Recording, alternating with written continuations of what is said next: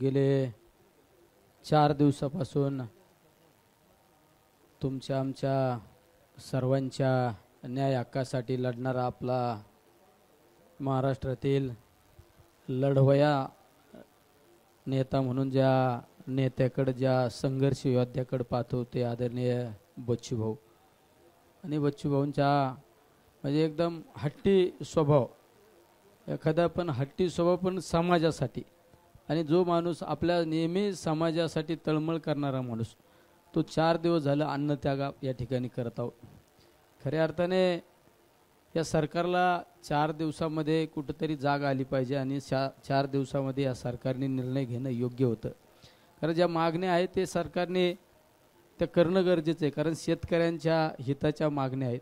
कर्जमाफी असो, आमच्या दिव्यांग बांधवांच्या काही मागण्या असो, पण आतापर्यंत सरकारने कुठलाही सकारात्मक निर्णय घेण्याची मानसिकता त्या ठिकाणी दाखवलेली नाही.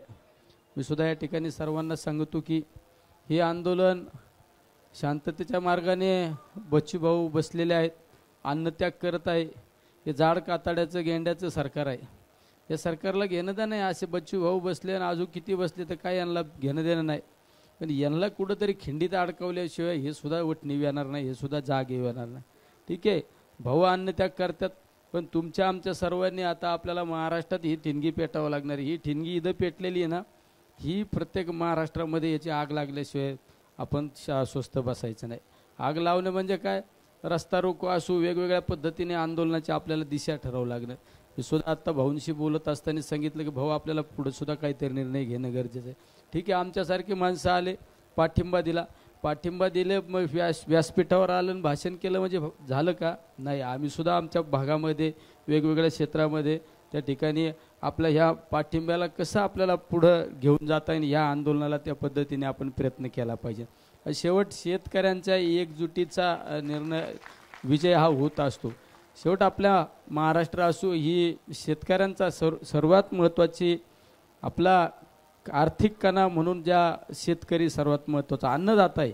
आणि तो अन्नदाता जर या राज्यामध्ये, या देशामध्ये जर उपासमारीची वेळ येत असेल त्या अन्नदात्यावर, तर त्या अन्नदात्याच्या पाठीशी उभा राहणारा आपला हा सर्वांचा लढवया नेता आहे.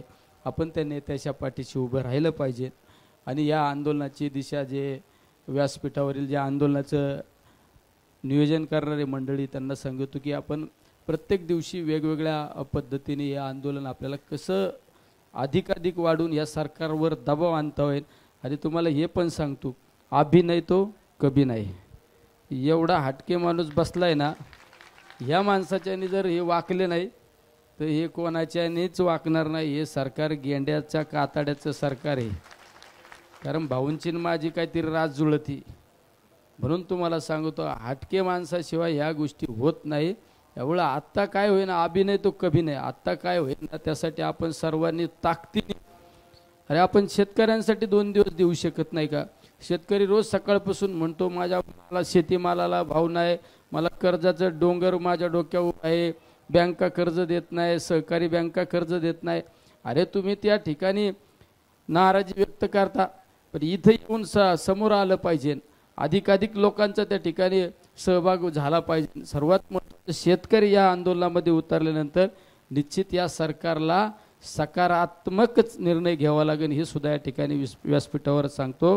आणि मी परमेश्वराला, पंढरीच्या पांडुरंगाला नाही, तुळजाभवानीला प्रार्थना करतो.